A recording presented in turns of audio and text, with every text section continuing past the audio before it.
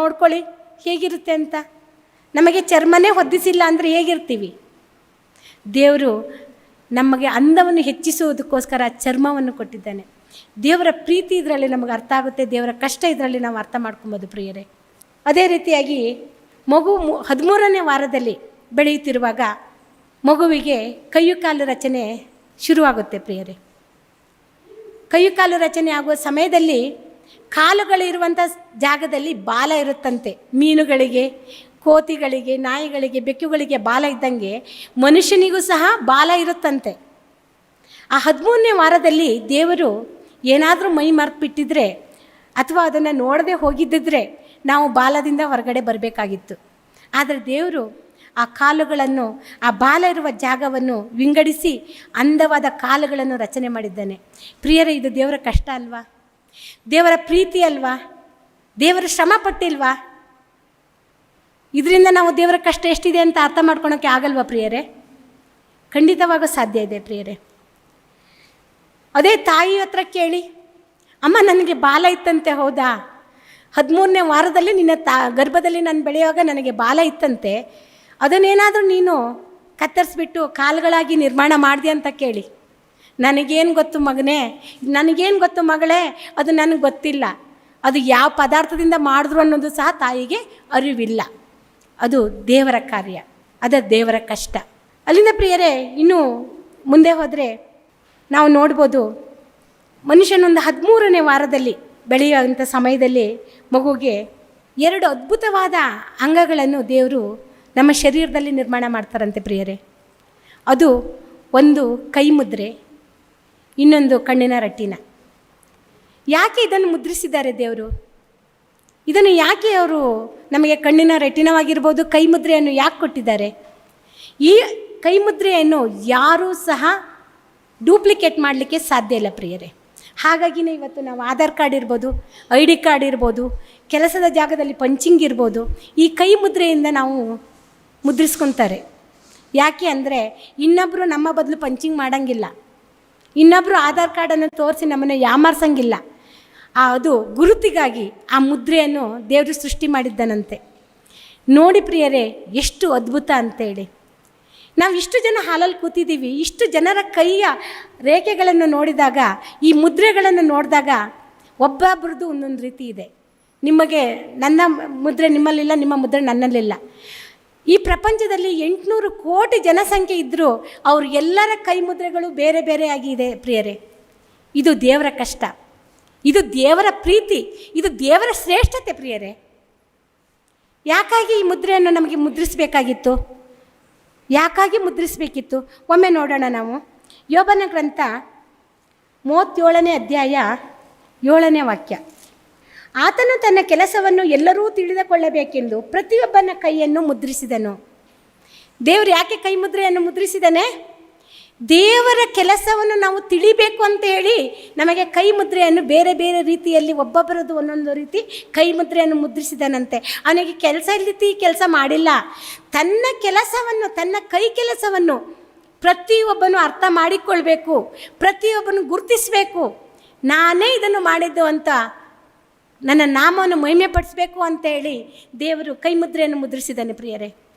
ಆದರೆ ನಾವು ಇದೇ ಕೈ ಮುದ್ರೆಯನ್ನು ಮುದ್ರಿಸಿದ ಕೈಗಳಿಂದ ಎಷ್ಟೋ ಜನಕ್ಕೆ ಸುಳ್ಳು ಸಾಕ್ಷಿಗಳನ್ನು ಬರೆದುಕೊಡ್ತೀವಿ, ಎಷ್ಟೋ ಲಂಚಗಳನ್ನು ತಗೊತೀವಿ ಕೈಗಳಿಂದ. ಇದು ದೇವರಿಗೆ ಇಷ್ಟವಾಗುವಂಥ ಮಾತಾ ಪ್ರಿಯರೇ? ದೇವರ ಕೈ ಕೆಲಸವನ್ನು ನಾವು ಗುರುತಿಸಬೇಕು ಅಂತ, ಅದನ್ನು ನೆನೆಸಿಕೊಳ್ಳಬೇಕು, ನನ್ನ ನಾಮ ಮಹಿಮೆ ಆಗಬೇಕು ಅಂತ ಹೇಳಿ ಮುದ್ರಿಸ್ರೆ ಅದೇ ಕೈಯಿಂದ ಬೇಡವಾದ ಹೊಲಸಾದ ಕಾರ್ಯಗಳನ್ನು ನಾವು ಮಾಡ್ತಾಯಿದ್ದೀವಿ ಪ್ರಿಯರೇ. ದೇವರ ಕಷ್ಟಕ್ಕೆ ನಾವು ಕೊಡ್ತಾ ಇರುವಂಥ ಪ್ರತಿಫಲ ಎಷ್ಟು ಅಂತ ಇದರಿಂದ ನಾವೇ ನಮ್ಮನ್ನು ಪ್ರಶ್ನೆ ಮಾಡ್ಕೊಬೇಕು. ಅಷ್ಟೇ ಅಲ್ಲ ಪ್ರಿಯರೇ, ತಾಯಿಯ ಗರ್ಭದಲ್ಲಿ 28ನೇ ವಾರದಲ್ಲಿ, ಅಂದರೆ 7 ತಿಂಗಳ ಗರ್ಭಧಾರಣೆ ಸಮಯದಲ್ಲಿ ದೇವರು ಇನ್ನೂ ಒಂದು ಅದ್ಭುತವಾಗಿ ನಮ್ಮನ್ನು ನಿರ್ಮಾಣ ಮಾಡುವ ಅಂಗ ಅಂತ ಹೇಳಿದ್ರೆ ಕಣ್ಣಿಗೆ ದೃಷ್ಟಿಯನ್ನು ಕೊಡ್ತಾನೆ. ಇವತ್ತು ನಾವು ಎಲ್ಲವನ್ನು ಪ್ರಪಂಚ ನೋಡ್ತಾ ಇದ್ದೀವಿ ಅಂದರೆ ದೇವರು ನಮಗೆ ಕೊಟ್ಟಂಥ ದೃಷ್ಟಿಯಿಂದ. ಎಷ್ಟೋ ಜನ ಪ್ರಪಂಚದಲ್ಲಿ ಕಣ್ಣು ಕಾಣಲ್ದವ್ರು ಇದ್ದಾರೆ, ಅದು ದೇವರ ಸಂಕಲ್ಪ ಬಿಡಿ. ಇವತ್ತು ನಮಗೆ ಕಣ್ಣಿದೆ ಅಂದರೆ ಅದು ದೇವರು ನಾನು ಮಾಡಿದ ಎಲ್ಲ ಕಾರ್ಯಗಳನ್ನು ಎಲ್ಲವನ್ನು ನೋಡಿ ನಾನೇ ಇದನ್ನು ಮಾಡಿದೆ ಅಂತ ನೋಡಿ ಸಂತೋಷ ಪಡಿ ಮಕ್ಕಳೇ. ಇದನ್ನು ಸಂಪೂರ್ಣವಾಗಿ ನಿಮಗೆ ಕೊಟ್ಟಿದ್ದೀನಿ, ಇದನ್ನು ಸ್ವೀಕರಿಸಿ ಅಂತ ಹೇಳಿ ನಮಗೆ ಕಣ್ಣನ್ನು ಕೊಟ್ಟಿದ್ದಾನೆ. ಇವತ್ತು ನಾವು ಕಣ್ಣಿಲ್ಲದೆ ಹೋಗಿದ್ರೆ ಬೈಬಲ್ ಓದೋಕ್ಕಾಗ್ತಿತ್ತ ಪ್ರಿಯರೇ? ಇಷ್ಟು ಅಂದವಾಗಿ ಅನೇಕರ ಪ್ರಾಣಗಳನ್ನು ಧಾರೆಯಾರ್ದು ಕೊಟ್ಟಿರುವಂಥ ಈ ಬೈಬಲ್ ಗ್ರಂಥವನ್ನು ಓದಲು ನಮಗೆ ಕಣ್ಣಿಲ್ದಿದ್ರೆ ಸಾಧ್ಯ ಆಗ್ತಾಯಿತ್ತಾ? ಇವತ್ತು ಈ ಸೃಷ್ಟಿಯನ್ನು ನೋಡ್ಲಿಕ್ಕೆ ಆಗ್ತಾ ಇತ್ತಾ? ಎಷ್ಟು ಜನ ಸನ್ಸೆಟ್ ನೋಡಲಿಕ್ಕೆ, ಸನ್ರೈಸ್ ನೋಡಲಿಕ್ಕೆ ಯಾವುದ್ಯಾವುದೋ ಬೆಟ್ಟ ಗುಡ್ಡಗಳನ್ನು ಹತ್ತಿ ಹೋಗ್ತಾರೆ. ಅದು ನನ್ನ ತಂದೆ ಮಾಡಿದ ಅದ್ಭುತವನ್ನು ನೋಡಲಿಕ್ಕೋಸ್ಕರ ಎಲ್ಲೆಲ್ಲೋ ಹೋಗಿ ನೋಡ್ಕೊಂಬರ್ತಾರೆ. ಆದರೆ ಅದನ್ನು ನೋಡೋವಾಗ ಯಾರೂ ಸಂತೋಷ ಪಡಲ್ಲ ಪ್ರಿಯರೇ. ಅವರು ಸಂತೋಷ ಪಡೋದು ಅದನ್ನು ದೃಶ್ಯಗಳನ್ನು ನೋಡಿ ಸಂತೋಷ ಪಡ್ತಾರೆ. ಇದು ನನ್ನ ತಂದೆ ಮಾಡಿದ್ದು ಅಂತೇಳಿ ಯಾರೂ ಗುರ್ತಿಸಲ್ಲ ಪ್ರಿಯರೇ. ದೇವರಿಗೆ ಎಷ್ಟು ವೇದನೆ ಆಗಿರ್ಬೋದು. ಅವರು ಮಾಡಿದ್ದಕ್ಕೆ ಪ್ರತಿಫಲ ನಾವು ಕೊಡ್ತಾ ಇರೋದು ಇಷ್ಟೇ. ನೋಡಿ ಸಂತೋಷಿಸುವಂತ ಕೊಟ್ಟಿದ್ದಾರೆ, ಆದರೆ ನನ್ನನ್ನು ಮರಿ ಅಂತ ಹೇಳಿಲ್ಲ ದೇವರು. ಆದರೆ ದೇವರನ್ನು ಮರಿತೀವಿ, ಎಲ್ಲವನ್ನು ಎಂಜಾಯ್ ಮಾಡ್ತಾ ಇದ್ದೀವಿ ಅಷ್ಟೇ. ಈ ದೃಷ್ಟಿ ಏನಾದರೂ ನಮಗೆ ಕೊಟ್ಟಿಲ್ಲ ಅಂದಿದ್ರೆ ಇವತ್ತು ನಾವು ಹೇಗಿರ್ತಿದ್ದು ಪ್ರಿಯರೇ? ನಮ್ಮ ಸಹಾಯಕ್ಕೆ ಇನ್ನೊಬ್ಬರು ಬರಬೇಕಾಗಿತ್ತು, ಹೌದಲ್ವಾ? ರಾತ್ರಿ ಲೈಟ್ ಆಫ್ ಮಾಡಿದಾಗನೇ ನಮಗೆ ಒಂದು 5 ನಿಮಿಷ ಕರೆಂಟ್ ಹೋಯ್ತು ಅಂದರೆ ನಮಗೆ ಏನು ಕೆಲಸ ಮಾಡಲಿಕ್ಕಾಗಲ್ಲ ಪ್ರಿಯರೇ. ಇಷ್ಟು ಅಂದವಾದ ಲೈಟನ್ನು ನಮ್ಮ ಕಣ್ಣಲ್ಲಿ ಇಟ್ಟಿದ್ದಾನೆ ದೇವರು. ಬೇರೆಯವರಿಗೆ ಬೆಳಕಾಗಿರಿ ಅಂತೇಳಿ ಈ ಕಣ್ಣುಗಳನ್ನು ಕೊಟ್ಟಿದ್ದಾರೆ, ಇದಕ್ಕೆ ದೃಷ್ಟಿಯನ್ನು ಕೊಟ್ಟಿದ್ದಾರೆ. ಪ್ರಿಯರೇ, ನಾವು ಇದನ್ನು ಬೇರೆ ಬೇರೆ ರೀತಿಯಿಂದ ನೋಡ್ಕೊಳಕ್ಕೆ ಇಷ್ಟಪಟ್ಟು ನೋಡ್ತಾ ಇದ್ದೀವಿ. ಆದರೆ ದೇವರ ಕಣ್ಣುಗಳು ಏನು ಮಾಡ್ತವೆ ಅಂತ ಒಮ್ಮೆ ನೋಡೋಣ. ಕೀರ್ತನೆಗಳು 139ನೇ ಅಧ್ಯಾಯ, ಕೀರ್ತನೆಗಳು 139ನೇ ಅಧ್ಯಾಯ 13ರಿಂದ 16ರ ವಾಕ್ಯವರೆಗೂ ಓದಿ. ನನ್ನ ಅಂತೇಂದ್ರಿಯಗಳನ್ನು ಉಂಟು ಮಾಡಿದವನು, ತಾಯಿಯ ಗರ್ಭದಲ್ಲಿ ನನ್ನನ್ನು ರೂಪಿಸಿದವನು ನೀನಲ್ಲವೋ? ನೀನು ನನ್ನನ್ನು ಅದ್ಭುತವಾಗಿಯೂ ವಿಚಿತ್ರವಾಗಿಯೂ ರಚಿಸಿದ್ದರಿಂದ ನಿನ್ನನ್ನು ಕೊಂಡಾಡುತ್ತೇನೆ. ನಿನ್ನ ಕೃತ್ಯಗಳು ಅದು ಆಶ್ಚರ್ಯಕರವಾಗಿದೆ. ನಾವು 5ನೇ ವಾರದಿಂದ ತಾಯಿ ಗರ್ಭದಲ್ಲಿ ನಾವು ಹೇಗೆ ಬೆಳೀತಾ ಇದ್ದೀವಿ ಅಂತ ನಾವು ನೋಡ್ತಾ ಬರ್ತಾ ಇದ್ದೀವಿ. ಎಷ್ಟು ವಿಚಿತ್ರವಾಗಿ ಅಂದವಾಗಿ ದೇವರು ರಚನೆ ಮಾಡಿದ್ದಾರೆ. ಇದನ್ನೆಲ್ಲ ಮಾಡಿದವ್ರು ಯಾರು ಅಂತ ನಾವು ನಮ್ಮನ್ನು ಯಾವತ್ತಾರು ಕ್ವಶನ್ ಹಾಕ್ಕೊಂಡಿದ್ದೀವ? ಇಲ್ಲ ಪ್ರಿಯರೇ. ಇದನ್ನು ನೋಡಿ ಭಕ್ತನಾದ ದಾವಿದನು ಹೇಳ್ತಾ ಇದ್ದಾರೆ, ನಿನ್ನ ಅದ್ಭುತ ಕಾರ್ಯಗಳನ್ನು ನೋಡಿ ನಾನು ಕೊಂಡಾಡ್ತಿದ್ದೀನಿ ಪ್ರಭುವೆ ಅಂತ. ಆ ಭಕ್ತನಿಗೆ ಅರ್ಥ ಆಗಿದೆ, ನಮಗೆ ಅರ್ಥ ಆಗಿಲ್ಲ. ಇಲ್ಲಿ ನಾನು ಇನ್ನು ಕೇವಲ ಪಿಂಡವಾಗಿರುವಾಗ ನಿನ್ನ ಕಣ್ಣುಗಳು ನನ್ನನ್ನು ನೋಡಿದವು. ನನ್ನ ಆಯುಷ್ಕಾಲದ ಪ್ರಥಮ ದಿನವು ಪ್ರಾರಂಭವಾಗುವ ಮೊದಲೇ ಅದರ ಎಲ್ಲ ದಿನಗಳು ನಿನ್ನ ಪುಸ್ತಕದಲ್ಲಿ ಬರೆಯಲ್ಪಟ್ಟವು. ದೇವರು ನಾವು ತಾಯಿ ಗರ್ಭದಲ್ಲಿದ್ದಾಗನೇ ನಮ್ಮನ್ನು ನೋಡಿದ್ದಾರೆ. ಯಾಕಂದರೆ ನೋಡ್ತಾ ಇದ್ದಾನೆ ಅಂದರೆ ಸುಮ್ಮನೆ ನೋಡ್ತಾ ಇಲ್ಲ, ಸೂಪರ್ವೈಸರ್ ಮಾಡ್ತಾ ಇದ್ದಾರೆ, ಸೂಪರ್ವೈಸಿಂಗ್ ಕೆಲಸ ಮಾಡ್ತಾ ಇದ್ದಾರೆ. ಅವರು ಸರಿಯಾಗಿ ಬೆಳವಣಿಗೆ ಆಗ್ತಾ ಇದೆಯಾ, ಯಾವ್ಯಾವ ತಕ್ಕ ಕಾಲಕ್ಕೆ ಹೇಗೆ ಬೆಳವಣಿಗೆ ಆಗಬೇಕು ಆ ಥರ ಬೆಳವಣಿಗೆ ಆಗ್ತಾ ಇದೆಯಾ, ಯಾವ್ಯಾವ ಪಾರ್ಟ್ಸ್ ಎಲ್ಲೆಲ್ಲಿ ಇರಬೇಕು ಅದು ಸರಿಯಾಗಿ ಆಗ್ತಾ ಇದೆಯಾ. ಹಾಗಾಗಿನೇ ಮೂಗಿದ್ದ ಜಾಗದಲ್ಲಿ ಕಣ್ಣಿದ್ದಿದ್ರೆ, ಕಣ್ಣಿದ್ದ ಜಾಗದಲ್ಲಿ ಬಾಯಿ ಇದ್ದಿದ್ರೆ ಚೆನ್ನಾಗಿರ್ತಿತ್ತ ಪ್ರಿಯರೇ? ಇಲ್ಲ. ನಮ್ಮ ತಂದೆ ಕಣ್ಣು ಮಿಟುಕಿಸದೆ, ನಿದ್ದೆಯನ್ನು ಮಾಡದೆ, ತೂಕಡಿಸದೆ ನಮ್ಮನ್ನು ರೂಪ ಕೊಟ್ಟಿದ್ದಾನೆ ತಾಯಿಯ ಗರ್ಭದಲ್ಲಿ. ಅದನ್ನು ಒಮ್ಮೆ ನಾವು ಯೋಚನೆ ಮಾಡಿ, ನಮಗೆ ಕೊಟ್ಟ ಸಣ್ಣ ಕೆಲಸವನ್ನು ಸಹ ನಮಗೆ ಮಾಡಲಿಕ್ಕಾಗಲ್ಲ.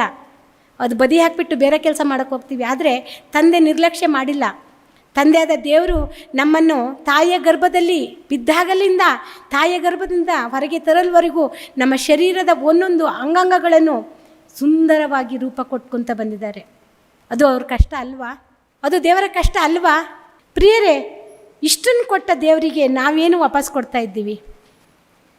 ಅವರು ಸದಾ ನಮ್ಮನ್ನು ಕಣ್ಣು ಮರೆಯಾಗದ ಹಾಗೆ ಇಟ್ಕೊಂಡು ನೋಡ್ಕೊತ ಬಂದಿರುವಂಥ ದೇವರು.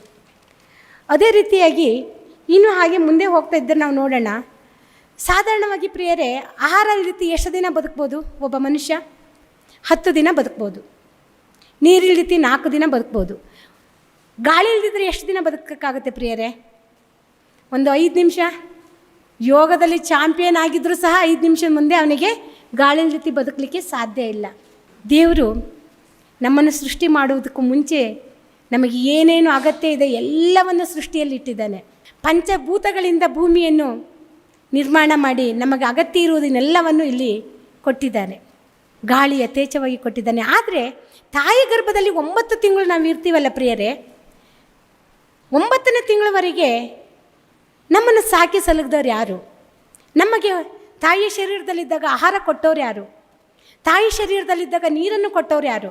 ತಾಯಿ ಶರೀರದಲ್ಲಿದ್ದಾಗ ಗಾಳಿಯನ್ನು ಒದಗಿಸಿದವ್ರು ಯಾರು? ಇದು ಯಾವತ್ತಾರು ನಿಮ್ಮ ಮೈಂಡಿಗೆ ಕ್ವಶನ್ ಮಾರ್ಕ್ ಆಗಿದೆಯಾ? ನೀವು ಕ್ವಶನ್ ಹಾಕ್ಕೊಂಡಿದ್ದೀರಾ ಪ್ರಿಯರೇ? ನಾನಂತೂ ಹಾಕ್ಕೊಂಡಿಲ್ಲ. ಬೈಬಲ್ ಓದ್ರ ಮೇಲೆ ನನಗೆ ಆ ಕ್ವಶನ್ ಹುಟ್ಟಿರೋದು. ಅಲ್ಲಿವರೆಗೆ ನನಗದು ಗೊತ್ತಾಗಿರಲಿಲ್ಲ. ಅದೆಲ್ಲ ಶ್ರೇಷ್ಠತೆಯನ್ನು ತಾಯಿ ಮೇಲೆ ಹಾಕ್ತೀವಿ. ತಾಯಿ ನನ್ನನ್ನು ಹೆತ್ತಲು, ತಾಯಿ ನನ್ನನ್ನು ಹೊತ್ತಲು ಅಂತ. ಅದ್ರ ಹಿಂದೆ ಏನಿದೆ ಅನ್ನೋದಂತ ನಾವು ಸತ್ಯವನ್ನು ಅರ್ಥ ಮಾಡ್ಕೊಳ್ಲಿಕ್ಕೆ ಹೋಗ್ತಾ ಇಲ್ಲ ಪ್ರಿಯರೇ. ತಾಯಿ ಗರ್ಭದಲ್ಲಿ ಯಾರಾದರೂ PUC ಪೈಪ್ ಏನಾದರೂ ಅಟ್ಯಾಚ್ ಮಾಡಿಬಿಟ್ಟು ಅದ್ರ ಮೂಲಕ ಊಟ, ನೀರು, ಗಾಳಿ ಎಲ್ಲ ಕೊಡ್ತಾ ಇದ್ರಾ? ತಾಯಿನೂ ಆ ಕೆಲಸ ಮಾಡಿಲ್ಲ, ತಂದೆನೂ ಯಾರೂ ಮಾಡಿಲ್ಲ, ಬೇರೆ ಯಾರು ಡಾಕ್ಟ್ರು ಸಹ ಆ ಕೆಲಸ ಮಾಡಿಲ್ಲ. ಹಾಗಾದರೆ ಆ ಕೆಲಸವನ್ನು ಮಾಡ್ತಾ ಇರೋರು ಯಾರು? ದೇವರು, ತಂದೆಯಾದ ದೇವರು. ತಾಯಿಯ ಗರ್ಭದಲ್ಲಿ ಮಗುಗೆ ಆಹಾರ ಕೊಡಲಿಕ್ಕೆ ಒಂದೇ ಒಂದು ಪೈಪ್ಲೈನನ್ನು ದೇವರು ನಿರ್ಮಾಣ ಮಾಡ್ಕೊಂಡಿದ್ದಾರೆ. ಅದು ಯಾವುದು ಗೊತ್ತಾ? ಹುಕ್ಕಳ ಬಳ್ಳಿ, ಪ್ಲಸೆಂಟಾ.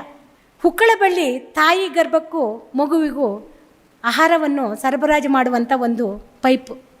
ಸಾಧಾರಣವಾಗಿ ನಾವು ಮನೆಯಲ್ಲಿ ನೀರು ಹಾಕುವಂಥ ಪೈಪ್ಗಳಲ್ಲಿ ಏನಾದರೂ ಏರ್ ಬ್ಲಾಕ್ ಆದರೆ ಆ ಪೈಪ್ ವರ್ಕ್ ಆಗಲ್ಲ, ಅಥವಾ ಏರಿಗಾಗಿ ಮಾಡಿರುವಂಥ ಪೈಪಿನಲ್ಲಿ ನೀರು ಹೋದರೆ ಅದು ವರ್ಕ್ ಆಗಲ್ಲ. ಆದರೆ ತಂದೆಯಾದ ದೇವರು ಒಂದೇ ಒಂದು ಪೈಪನ್ನು ತಾಯಿಗೂ ಮತ್ತು ಮಗುವಿನ ಶರೀರಕ್ಕೂ ಹೊಂದಾಣಿಕೆ ಮಾಡಿ ಅದರ ಮೂಲಕನೇ ಆಹಾರ, ನೀರು, ಗಾಳಿ ಎಲ್ಲವನ್ನು ಒದಗಿಸಿಕೊಟ್ಟಿದ್ದಾನೆ ಪ್ರಿಯರೇ. ಇದು ತಂದೆಯ ಶ್ರೇಷ್ಠತೆ, ಇದು ದೇವರ ಶ್ರೇಷ್ಠತೆ, ಇದು ದೇವರ ಕಷ್ಟ. ತಾಯಿ ತಿಂದಿರುವಂಥ ಪೌಷ್ಟಿಕ ಆಹಾರದಲ್ಲಿ ಮಗುವಿಗೆ ಏನು ಬೇಕು ಅಷ್ಟನ್ನು ಆ ಪೈಪಿನ ಮೂಲಕವಾಗಿ ಒದಗಿಸಿಕೊಟ್ಟಿದ್ದಾನೆ. ಇನ್ನೊಂದು ಕ್ವಶನ್ ನಮಗೆ ಹುಟ್ಟುತ್ತೆ. ನಾವು ನೀರಿನಲ್ಲಿ 5 ನಿಮಿಷ ಮುಳುಗೋದ್ರೂ ಉಸಿರನ್ನು ಬಿಗಿ ಇಟ್ಕೊಂಡ್ರು ನಾವು ಸತ್ತೋಗ್ಬಿಡ್ತೀವಿ. 5 ನಿಮಿಷ ಬಿಟ್ಟು ನಮಗೆ ಉಸಿರಾಡ್ಲಿಕ್ಕೆ ಆಗಲ್ಲ ನೀರಿನೊಳಗೆ. ಆದರೆ 9 ತಿಂಗಳು ಹೇಗೆ ನಾವು ತಾಯಿ ಗರ್ಭದಲ್ಲಿ ನೀರಿರುತ್ತೆ. ತಾಯಿ ಗರ್ಭಚೀಲದಲ್ಲಿ ಮಗು ಬೆಳೀತಾ ಇರುವಾಗ ಆ ಗರ್ಭದೊಳಗೆ ನೀರಿರುತ್ತೆ. ಹೇಗೆ ಆ ನೀರೊಳಗೆ ನಮ್ಮನ್ನು ಕಾಪಾಡ್ದ ದೇವರು? ತಾಯಿ ಕಾಪಾಡಿದ್ರಾ? ಇಲ್ಲಲ್ಲ. ಅಥವಾ ಡಾಕ್ಟ್ರು ಪರೀಕ್ಷೆ ಮಾಡೋಕ್ಕೆ ಹೋಗ್ತಾ ಇದ್ರಲ್ಲ, ತಿಂಗಳ ಪರೀಕ್ಷೆ ಮಾಡ್ಲಿಕ್ಕೆ ಹೋಗ್ತಾ ಇದ್ದೀವಲ್ಲ ತಾಯಿಯಂದಿರು, ಡಾಕ್ಟ್ರ್ ಏನಾದರೂ ಕಾಪಾಡ್ತಾ ಇದ್ದಾರಾ? ಇಲ್ಲ ಪ್ರಿಯರೇ. ತಂದೆಯಾದ ದೇವರು ನಮ್ಮ ಶರೀರದಲ್ಲಿ 9 ನವರಂಧ್ರಗಳಿದ್ದಾವೆ. ಆ ರಂಧ್ರಗಳನ್ನು ಯಾವುದು ಅಂತ ಹೇಳೋ ಅಗತ್ಯ ಇಲ್ಲ ಅನಿಸುತ್ತೆ, ಎಲ್ಲರಿಗೂ ಗೊತ್ತಿರೋದು. 2 ಕಣ್ಣು, 2 ಮೂಗು, 2 ಕಿವಿ, 1 ಬಾಯಿ, 1 ಗುದದ್ವಾರ, ಇನ್ನೊಂದು ಮೂತ್ರದ್ವಾರ. ಈ 9 ನವರಂಧ್ರಗಳನ್ನು ದೇವರು ತಾಯಿಯ ಗರ್ಭದಲ್ಲಿದ್ದಾಗ ಕ್ಲೋಸ್ ಮಾಡ್ತಾನೆ. ಕ್ಲೋಸ್ ಮಾಡಿ ನೀರಿನಲ್ಲಿ ನಮ್ಮನ್ನು ಕಾಪಾಡ್ತಾನೆ. ತಾಯಿಯ ಗರ್ಭದಿಂದ ಹೊರಗಡೆ ಬರ್ತಾ ಇದ್ದಂತೆ ಎಲ್ಲ ರಂಧ್ರಗಳನ್ನು ಓಪನ್ ಮಾಡುವನು ಸಹ ದೇವರೇ. ಈ ಸತ್ಯವನ್ನು ನಾವು ಅರ್ಥ ಮಾಡಿಕೊಂಡಾಗ ದೇವರ ಕಷ್ಟ ಎಷ್ಟು, ತಾಯಿ ಗರ್ಭದಲ್ಲಿ ಬಿದ್ದಾಗಿಂದ ತಾಯಿ ಗರ್ಭದಿಂದ ಈಚೆಗೆ ಬರಲ್ವರೆಗೂ ಗರ್ಭದೊಳಗೆ ತಂದೆ ಎಂಥ ರಚನೆಕಾರನಾಗಿ, ಎಂಥ ಮೇಧಾವಿಯಾಗಿ ನಮ್ಮನ್ನು ರಚನೆ ಮಾಡಿದ್ದಾನಂತ ಒಮ್ಮೆ ಯೋಚನೆ ಮಾಡಿದ್ರೆ ತಂದೆಯ ಪ್ರೀತಿ, ತಂದೆಯ ಕಷ್ಟ ನಮಗೆ ಅರ್ಥ ಆಗಲ್ವ ಪ್ರಿಯರೇ? ಇನ್ನು ನಾವು ಮುಂದೆ ಬಂದು ನೋಡುವಾಗ ನಮಗೆ ತಂದೆಯ ಕಷ್ಟ ಎಷ್ಟು ಅಂತ ಇನ್ನೊಂದು ಅರ್ಥ ಆಗಬೇಕಂದ್ರೆ, ಮಗು ಹೊರಗಡೆ ಭೂಮಿಗೆ ಬಂದಾಗ ಮಗುವಿಗೆ ಹಾಲು ಅವಶ್ಯಕತೆ ಇದೆ, ಆಹಾರ ಅವಶ್ಯಕತೆ ಇದೆ. ತಾಯಿಯ ಗರ್ಭದಲ್ಲಿ ಹುಕ್ಕಳದ ಬಳ್ಳಿ ಮೂಲಕ ದೇವರು ಕೊಡ್ತಾಯಿದ್ರು ಆಹಾರ. ತಾಯಿ ಗರ್ಭವನ್ನು ದಾಟಿ ಮಗು ಹೊರಗಡೆ ಬಂದಾಗ ಮಗುವಿಗೆ ನಾವೆಲ್ಲ ತಿನ್ನುವಂಥ ಆಹಾರವನ್ನು ಕೊಡಲಿಕ್ಕಾಗುತ್ತಾ ಪ್ರಿಯರೇ? ಹುಟ್ಟಿದ ಮಗುವಿಗೆ ಹಾಲಿನ ಅಗತ್ಯ ಇದೆ. ಹಾಗಂತ ಹಸುವಿನ ಹಾಲು ಶ್ರೇಷ್ಠವಾಗಿದ್ದ? ಇಲ್ಲ ಪ್ರಿಯರೇ. ತಾಯಿಯ ಎದೆಯಲ್ಲಿ ಹಾಲನ್ನು ಉತ್ಪತ್ತಿ ಮಾಡ್ತಾನೆ. ಈ ಸಿಗ್ನಲ್ ದೇವರು ಹೇಗೆ ನಿರ್ಮಾಣ ಮಾಡಿರ್ಬೋದು ಯೋಚನೆ ಮಾಡಿ ಪ್ರಿಯರೇ. ಮಗು ಹುಟ್ಟುತ್ತಾ ಇದ್ದಂತೆಯೇ ಆ ಮಗುವಿಗೆ ಹಾಲಿನ ಅಗತ್ಯ ಇದೆ, ಆಹಾರದ ಅಗತ್ಯ ಇದೆ ಅಂತ ಹೇಳಿ ತಾಯಿಯ ಎದೆಯಲ್ಲಿ ಹಾಲನ್ನು ಉತ್ಪತ್ತಿ ಮಾಡುವಂಥ ಕ್ರಿಯೆಗಳನ್ನು ಒಮ್ಮೆ ನೆನೆಸ್ಕೊಳ್ಳಿ ಪ್ರಿಯರೇ. ಮಗು ಹುಟ್ಟಿದ ತಕ್ಷಣ ಹಾಲು ಉತ್ಪತ್ತಿ ಹೇಗಾಗುತ್ತೆ? ಅದು ಸಹ ದೇವರ ಕೆಲಸ. ಅದನ್ನು ನಾನು ಹೇಳ್ತಿಲ್ಲ. ವಾಕ್ಯಗಳನ್ನು ನೋಡೋಣ. ಕೀರ್ತನೆ 22:9 ತೆಗಿರಿ ಪ್ರಿಯರೇ. ಕೀರ್ತನೆ 22:9. ತಾಯಿಯ ಗರ್ಭದೊಳಗಿಂದ ನನ್ನನ್ನು ಬರಮಾಡಿದವನು ನೀನೇ ಅಲ್ಲವೇ? ತಾಯಿಯ ಎದೆಯಲ್ಲಿ ನನ್ನನ್ನು ನಿಶ್ಚಿಂತೆಯಿಂದ ಇರಿಸಿದವನು ನೀನೇ ಅಲ್ಲವೇ? ಮಗು ಹುಟ್ಟಿದಾಗ ಅಳುತ್ತಾ ಇರುತ್ತೆ. ಈ ಪ್ರಪಂಚಕ್ಕೆ ಬಂದಾಗ ತಾಯಿಯ ಗರ್ಭದಲ್ಲಿದ್ದು ವಾತಾವರಣನೇ ಬೇರೆ, ಹೊರಗಡೆ ಬಂದಾಗ ಅದಕ್ಕೆ ಸಿಗುವಂಥ ವಾತಾವರಣನೇ ಬೇರೆ. ಈ ವಾತಾವರಣದಲ್ಲಿ ಮಗು ಜೋರಾಗಿ ಅಳ್ತಾ ಇರುವಾಗ ತಾಯಿ ತನ್ನ ಎದೆಗೆ ಮಗುವನ್ನು ಒಪ್ಪಿಕೊಂಡು ಹಾಲನ್ನು ಕೊಟ್ಟಾಗ ಮಗು ನಿಶ್ಚಿಂತೆಯಿಂದ ಅಲ್ಲೇ ನಿದ್ರೆ ಮಾಡುತ್ತೆ. ಅದಕ್ಕೆ ಯಾವ ಭಯನೂ ಇರಲ್ಲ. ತಾಯಿಯ ಮಡಿಲಲ್ಲಿ ನಿಶ್ಚಿಂತೆಯಿಂದ ಇರಲು ಕಾರಣಕರ್ತರು ಆ ತಂದೆಯಾದ ದೇವರು. ತಾಯಿಯ ಎದೆಯಲ್ಲಿ ಹಾಲನ್ನು ಉತ್ಪತ್ತಿ ಮಾಡಿ ಆ ಮಗುವಿಗೆ ತೃಪ್ತಿ ಕೊಡುವಷ್ಟು ಹಾಲನ್ನು ಕೊಟ್ಟು ಆ ಮಗು ಅಲ್ಲೇ ನಿಶ್ಚಿಂತವಾಗಿ ನಿದ್ದೆ ಮಾಡಲಿಕ್ಕೆ ಎಷ್ಟು ವ್ಯವಸ್ಥೆ ಮಾಡಿದ್ದಾರೆ ಪ್ರಿಯರೇ. ಒಮ್ಮೆ ಯೋಚನೆ ಮಾಡಿ, ಒಂದು ಮಗುವಿಗೆ ನಾವು ಎಷ್ಟೋ ಮಕ್ಕಳಿಗೆ ಈಗಿನ ಕಾಲದಲ್ಲಿ ಡಾಕ್ಟ್ರ್ ಶಾಪಿನಲ್ಲಿ ಡೆಲಿವರಿ ಆಗುವಂಥ ಎಷ್ಟೋ ಕ್ಲಿನಿಕ್ಗಳಲ್ಲಿ ಏನು ಮಾಡ್ತಾರೆ ಅಂದರೆ, ತಾಯಿ ಹಾಲು ಎದೆ ಹಾಲು ಉತ್ಪತ್ತಿ ಆಗಿಲ್ಲ ಅಂತ ಹೇಳಿದ್ರೆ, ತಾಯಿ ಹಾಲು ಬರ್ತಾ ಇಲ್ಲ ಅಂತ ಹೇಳಿದ್ರೆ ಪೌಡ್ರ್ ಹಾಲುಗಳನ್ನು ಕೊಡ್ತಾರೆ. ಆ ಚಿಕ್ಕ ಮಗುವಿಗೆ, ಹುಟ್ಟಿದ ಮಗುವಿಗೆ ಅರ್ಧ kg ಪೌಡ್ರ್ ಹಾಲು ಕೇವಲ 1 ದಿನ 2 ದಿನವೂ ಬರಲ್ಲ ಪ್ರಿಯರೇ. ಅದ್ರ ಬೆಲೆ ಬಂದು 800-900 ರೂಪಾಯಿ ಇರುತ್ತೆ. ಅಂಥದ್ದು ಒಂದು ದಿನಕ್ಕೆ 1-2 ದಿನಕ್ಕೆ 3 ದಿನಕ್ಕೆ 1,000 ರೂಪಾಯಿ ಖಾಲಿ ಮಾಡಿದ್ರೆ ಸಾಮಾನ್ಯ ಜನರು ಆ ಮಗುವಿಗೆ ಹಾಲು ಹೇಗೆ ಒದಗಿಸ್ಲಿಕ್ಕೆ ಸಾಧ್ಯ ಪ್ರಿಯರೇ? 1 ತಿಂಗಳಿಗೆ ಹಾಲಿನ ಖರ್ಚು ಎಷ್ಟಾಗುತ್ತೆ ಪ್ರಿಯರೇ? ಆದರೆ ತಂದೆಯಾದ ದೇವರು ಎಷ್ಟು ಅದ್ಭುತವಾಗಿ ರೂಪ ಮಾಡಿದ್ದಾರೆ ಅಂದರೆ, ಮಗು ಹುಡ್ತಾ ಇದ್ದಂತೆ ತಾಯಿ ಹಾಲನ್ನು, ಎದೆಯಲ್ಲಿ ಹಾಲನ್ನು ಉತ್ಪತ್ತಿ ಮಾಡಿ ಮಗು ತೃಪ್ತಿಯಾಗಷ್ಟು ಹಾಲು ಕುಡಿಲಿಕ್ಕೆ ಸಹಾಯ ಮಾಡಿದ್ದಾರೆ. ಈ ಪೌಡ್ರ್ ಹಾಲು ಕುಡಿಯೋಂಥ ಮಕ್ಕಳನ್ನ ನಾನು ನೋಡ್ತಾ ಇದ್ದೀನಿ. ಅವರ ಹಸು ಹಿಂಗೋದೇ ಇಲ್ಲ, ಅವರು ಅಳ್ತಾನೇ ಇರ್ತಾರೆ. ಹಾಗಿರುವಾಗ ದೇವರ ಶ್ರೇಷ್ಠತೆಯನ್ನು ನಾವು ಒಮ್ಮೆ ಅರ್ಥ ಮಾಡ್ಕೊಂಡೋಣ ಪ್ರಿಯರೇ. ದೇವರಿಗೆ ಪ್ರತಿಯೊಂದು ಗೊತ್ತು, ಇಂಥ ಸಮಯಕ್ಕೆ ಇಂಥದ್ದು ನನ್ನ ಮಕ್ಕಳಿಗೆ ಅಗತ್ಯ ಇದೆ ಅಂತೇಳಿ. ಇದನ್ನೆಲ್ಲ ಒದಗಿಸ್ಕೊಟ್ಟವ್ರು ಯಾರು ಪ್ರಿಯರೇ? ಅದ್ರ ಹಿನ್ನೆಲೆ ಕಷ್ಟ ಇಲ್ಲವೇ ಪ್ರಿಯರೇ? ಪ್ರತಿಯೊಂದರ ಹಿಂದೆಲ್ಲೂ ಕಷ್ಟ ಇದೆ ಪ್ರಿಯರೇ. ಇದೆಲ್ಲ ದೇವರ ಕಷ್ಟಗಳು. ಇದನ್ನು ನಾವು ಅರ್ಥ ಮಾಡ್ಕೊಳೋಕ್ಕೆ ಕಷ್ಟ ಆಗ್ತಾ ಇರ್ಬೋದು. ಆದರೆ ನಮ್ಮನ್ನು ನಾವು ದೇವರು ಕಣ್ಣು ಕೊಟ್ಟಿದ್ದಾರೆ, ಒಮ್ಮೆ ನಮ್ಮ ಅಂಗಾಂಗಗಳನ್ನು ಪರೀಕ್ಷೆ ಮಾಡ್ಕೊಳ್ಳೋಣ, ದೇವರ ಕಷ್ಟ ಅರ್ಥ ಆಗುತ್ತೆ. ದೇವರು ನಡೆಸ್ತಿರುವಂಥ ರೀತಿಯನ್ನು ಅರ್ಥ ಮಾಡ್ಕೊಳ್ಳೋಣ, ದೇವರ ಕಷ್ಟ ಅರ್ಥ ಆಗುತ್ತೆ ಪ್ರಿಯರೇ. ಏಸಾಯ ಗ್ರಂಥ 49ನೇ ಅಧ್ಯಾಯ 16 ತೆಗೆದು ನೋಡಿರಿ. ಏಸಾಯ 49:16. ಈಗೋ ನನ್ನ ಅಂಗೈಗಳಲ್ಲಿ ನಿನ್ನನ್ನು ಚಿತ್ರಿಸಿದ್ದೇನೆ, ನಿನ್ನ ಪೌಳು ಗೋಡೆಗಳು ಸದಾ ನನ್ನ ಕಣ್ಣೆದುರಿನಲ್ಲಿದೆ. ನೋಡಿ ಪ್ರಿಯರೇ, ದೇವರು ಅಂಗೈಯಲ್ಲಿ ನಮ್ಮನ್ನು ಚಿತ್ರ ಮಾಡಿಕೊಂಡು ತಾಯಿಯ ಗರ್ಭದಲ್ಲಿ ಇದೇ ರೀತಿ ನಿರ್ಮಾಣ ಮಾಡಬೇಕೆಂದು ಅಂಗೈಯಲ್ಲಿ ಚಿತ್ರ ಬರ್ಕೊಂಡು ನಿರ್ಮಾಣ ಮಾಡಿದರಂತೆ. ಅವರ ಕಣ್ಣು ಸದಾ ನಮ್ಮ ಮೇಲೆ ಇದೆ. ಅವರು ಒಂದು ಕ್ಷಣನೂ ಸಹ ಆ ಕಡೆ ಈ ಕಡೆ ತಿರುಗಿ ನೋಡ್ತಾ ಇಲ್ಲ.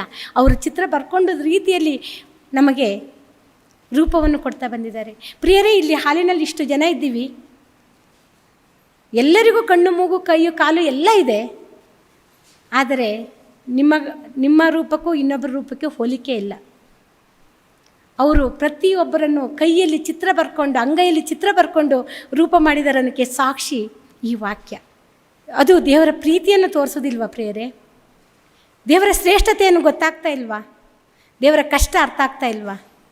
ಇಷ್ಟಾದ್ರೂ ನಾವು ತಾಯಿಗೆ ಎಲ್ಲವನ್ನು ಕೊಡ್ತಾ ಇದ್ದೀವಿ, ದೇವರಿಗೆ ಏನನ್ನೂ ಸಹ ಲೆಕ್ಕಿಸ್ತಾ ಇಲ್ಲ.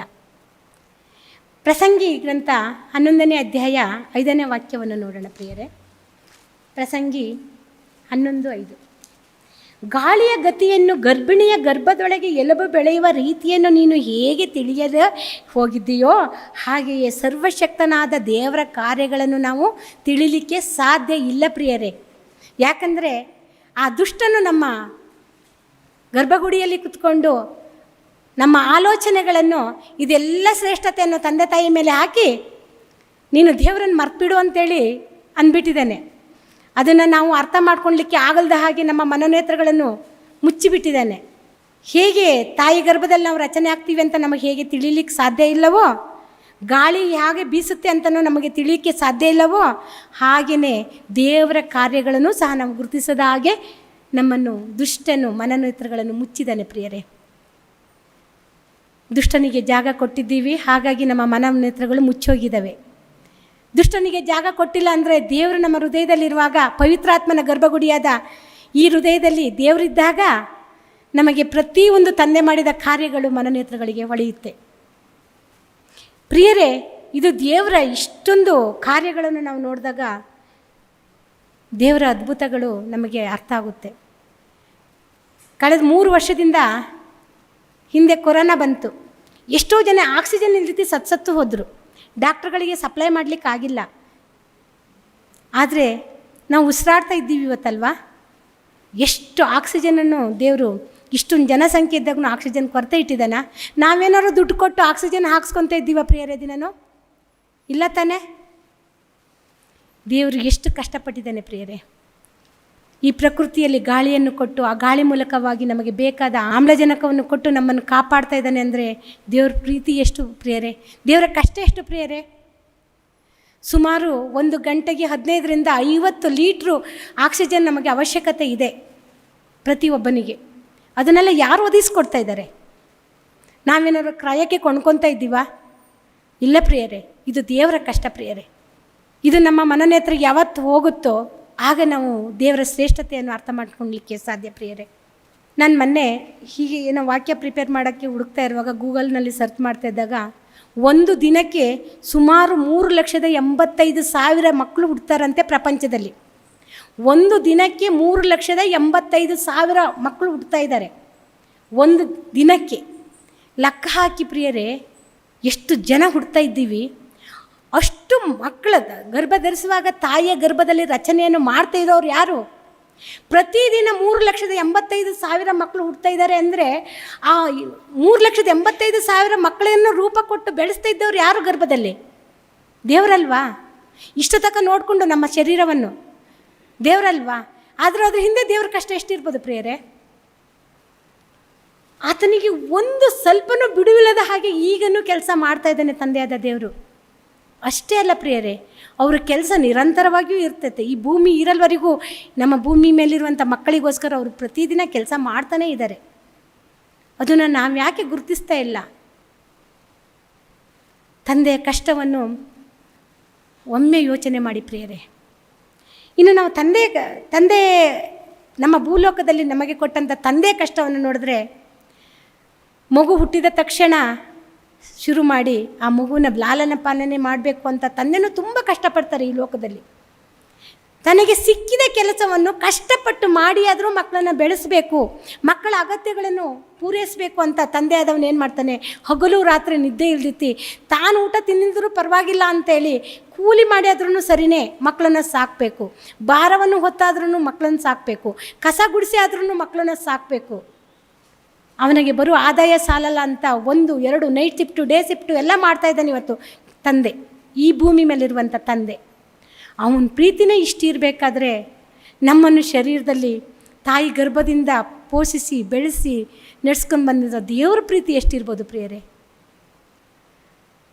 ತಂದೆಗೆ ನಾವು ಗೌರವ ಕೊಡಬಾರ್ದು ಅಂತಲ್ಲ, ಖಂಡಿತವಾಗಿ ತಂದೆಗೆ ನಾವು ಗೌರವ ಕೊಡಲೇಬೇಕು, ತಾಯಿಗೆ ಗೌರವ ಕೊಡಲೇಬೇಕು. ಆದರೆ ಅದಕ್ಕಿಂತ ಹೆಚ್ಚಾಗಿ ಮೊದಲು ನಾವು ದೇವರಿಗೆ ಗೌರವ ಕೊಡಬೇಕು. ದೇವರ ಕಷ್ಟವನ್ನು ನಾವು ನೆನಪಿಗೆ ತಂದುಕೊಳ್ಬೇಕು ಪ್ರಿಯರೇ. ತಂದೆ ಅಷ್ಟು ಕಷ್ಟಪಟ್ಟು ಏನಾದರೂ ದುಡಿದ್ರೂ ಆ ಬರೋ ಹಣನೇ ನಮ್ಮನ್ನು ಸಾಕುತ್ತಾ? ಆ ಹಣದ ಹಿಂದೆ ಆಹಾರವನ್ನು ಪರ್ಚೇಸ್ ಮಾಡಬೇಕು ಅಂದ್ರೆ ಅವನು ಎಲ್ಲಿಗೆ ಹೋಗಬೇಕು? ರೈತನ ಬಳಿ ಹೋಗಬೇಕು. ನಾವು ಅಂದ್ಕೊಬೋದು, ಹಾಗಾದ್ರೆ ರೈತನೇ ದೊಡ್ಡ ಕಷ್ಟಪಡುವನು ಅಂತೀವಲ್ವ ನಾವೇಯ? ರೈತನು ದೇಶದ ಬೆನ್ನೆಲುಬು. ದೇವರು ಕೊಟ್ಟಿರುವ ರೈತನನ್ನು ನಾವು ದೇಶದ ಬೆನ್ನೆಲುಬು ರೈತನೇ ಅಂತ ಇದ್ದೀವಿ. ರೈತ ನಮಗೆ ಅನ್ನದಾತ ಅಂತಿದ್ದೀವಿ. ಸತ್ಯ ಪ್ರಿಯರೇ. ಆತನ ಏನು ಮಾಡ್ತಾನೆ? ಭೂಮಿಯನ್ನು ಹಸನು ಮಾಡ್ತಾನೆ, ಬೀಜವನ್ನು ಬಿತ್ತುತ್ತಾನೆ. ಬೆಳೆ ಕೊಡುವುದು, ಫಸಲು ಕೊಡುವುದು ಯಾರ ಕೆಲಸ? ತಂದೆಯಾದ ದೇವರ ಕೆಲಸ. ಸಮಯಕ್ಕೆ ತಕ್ಕಾಗಿ ಮಳೆ ಬಂದರೆ ಬೆಳೆ ಬರುತ್ತೆ, ಇಲ್ಲ ಅಂದರೆ ಬೆಳೆ ಬರಲ್ಲ. ಆತನು ಸಹ ಮೇಲೆ ನೋಡಬೇಕು. ಎಷ್ಟೋ ರೈತರು ಆತ್ಮಹತ್ಯೆ ಮಾಡ್ಕೊತಾ ಇದ್ದಾರೆ. ಬಿತ್ತಿರ್ತಾರೆ, ಬೆಳೆ ತೆಗಿಲಿಕ್ಕಾಗಲ್ಲ ಪ್ರಿಯರೇ. ಯಾಕಂತ ಹೇಳಿದ್ರೆ ಅಲ್ಲಿ ತಂದೆಯಾದ ದೇವರ ಕೆಲಸ ಇರಬೇಕು, ಕೃಪೆ ಇರಬೇಕು. ದೇವರ ಕೃಪೆಯಲ್ಲಿತ್ತು ಯಾರು ಒಂದು ಅಗಳ ಅನ್ನ ತಿನ್ನೋಕ್ಕೂ ಸಾಧ್ಯ ಇಲ್ಲ ಪ್ರಿಯರೇ. ಉಸಿರಾಡಲು ಸಹ ಅರ್ಹತೆ ಇಲ್ಲ ಪ್ರಿಯರೇ. ದೇವರ ಕಷ್ಟ ಇದೆ ಪ್ರಿಯರೇ. ಅದರ ಹಿಂದೆಯೂ ಸಹ ದೇವರ ಕಷ್ಟ ಇದೆ. ನಾವು ಕೀರ್ತನೆ 147:14 ನೋಡ್ಕೊಳ್ಳೋಣ ಪ್ರಿಯರೇ. ಕೀರ್ತನೆ 147:14. ಆತನು ನಿನ್ನ ಪ್ರಾಂತದೊಳಗೆ ಸೌಭಾಗ್ಯವನ್ನು ಉಂಟು ಮಾಡುತ್ತಾನೆ, ಶ್ರೇಷ್ಠವಾದ ಗೋಧಿಯಿಂದ ನಿನ್ನನ್ನು ತೃಪ್ತಿಪಡಿಸುತ್ತಾನೆ. ಇವತ್ತು ಜನಸಂಖ್ಯೆ 800 ಕೋಟಿ ದಾಟ್ತಾ ಇದೆ. ಆದರೂ ಯಾರಿಗಾದರೂ ಆಹಾರ ಕೊರತೆ ಇದೆಯಾ? ಬೆಲೆ ಏರಿಕೆ ಆಗಿರಬಹುದು ಅಥವಾ ಕಲ್ತಿ ಆಗಿರಬಹುದು. ನಾನು ಇಲ್ಲ ಅಂತ ಹೇಳ್ತಾ ಇಲ್ಲ, ಪ್ರತಿಯೊಂದರಲ್ಲೂ ಕಲ್ತಿ ಆಗಿದೆ, ಬೆಲೆ ಏರಿಕೆ ಆಗಿದೆ. ಆದರೆ ಯಾರಿಗಾರು ಆಹಾರದ ಕೊರತೆ ಇದೆಯಾ ಪ್ರಿಯರೇ? ಇಲ್ಲ, ನಾನು 1 ಹೊತ್ತು ತಿನ್ನೋಕ್ಕೂ ನನ್ನ ಹತ್ರ ಆಹಾರ ಇಲ್ಲ ಅನ್ನೋರು ಇದ್ದಾರೆ. ಆ ಭಿಕ್ಷೆ ಬೇಡ ಅವನು ಸಹ 3 ಹೊತ್ತು ತಿಂತಾ ಇದ್ದಾನೆ. ಆಹಾರದ ಕೊರತೆ ಮಾಡಿಲ್ಲ. ತಂದೆ ಅನುಗ್ರಹದಿಂದ ಮಾತ್ರನೇ ಪ್ರಾಂತದೊಳಗೆ ಸಮೃದ್ಧಿಯನ್ನು ಉಂಟು ಮಾಡೋದು. ಈ ವಾಕ್ಯದ ಪ್ರಕಾರ ದೇವರು ರೈತನನ್ನು ಆಶೀರ್ವದಿಸಬೇಕು. ದೇವರು ಕೃಪೆ ಕೊಟ್ಟರೆ ರೈತನಿಗೆ ಬೆಳೆ ಬರುತ್ತೆ. ರೈತನ ಬೆಳೆ ತೆಗೆದ್ರೇ ನಾವು ಆಹಾರವನ್ನು ತಿಂತೀವಿ. ಅದರ ಹಿನ್ನೆಲೆ ತಕ್ಕ ಸಮಯವನ್ನು ಕೊಟ್ಟು ತಕ್ಕ ಕಾಲವನ್ನು ಚೇಂಜ್ ಮಾಡಿ ಸೀಸನ್ಗಳು ಉಂಟು ಮಾಡಿ ದೇವರು ಇವತ್ತು ಬೆಳೆಯನ್ನು ಬೆಳೆಸ್ತಾ ಇದ್ದಾನೆ. ಅದನ್ನು ನಾವು ಸಮೃದ್ಧವಾಗಿ ತಿಂತಾಯಿದ್ದೀವಿ, ತಿಂತೀವಿ, ಕುಡಿತೀವಿ, ಮಜಾ ಮಾಡ್ತೀವಿ, ದೇವರನ್ನು ಮರ್ತು ಇದ್ದೀವಿ ಅಷ್ಟೇ. ಹಾಗಾಗಿ ದೇವರ ಕಷ್ಟ ನಮಗೆ ಅರ್ಥ ಆಗ್ತಾಯಿಲ್ಲ ಪ್ರಿಯರೇ. ಒಂದು ತಕ್ಕ ಕಾಲದಲ್ಲಿ ಸೀಸನ್ಗಳು ಬರಬೇಕು ಅಂದರೆ ದೇವರ ಕ್ರಿಯೆ ಎಷ್ಟು ದೊಡ್ಡದು ಅಂತ ಪ್ರತಿಯೊಂದು ಗೊತ್ತು. ಈ ಪ್ರಕೃತಿಯನ್ನು ಹೇಗೆ ನಡೆಸಿದ್ದಾನೆ ದೇವರು, ತಕ್ಕ ಕಾಲಕ್ಕೆ ತಕ್ಕ ಕಾಲದಲ್ಲಿ ಏನೇನು ಚೇಂಜ್ ಮಾಡಬೇಕು ಅದು ಹೇಗೆ ಆಗ್ತಾ ಇದ್ದಾವೆ. ವಿಶ್ವ ಗೋಳಾಕಾರವಾಗಿದೆ, ಭೂಮಿ ಗೋಳಾಕಾರ ಆಗಿದೆ, ಸೂರ್ಯ ಚಂದ್ರ ಭೂಮಿ ಎಲ್ಲ ಸುತ್ತುತ್ತಾ ಇದೆ.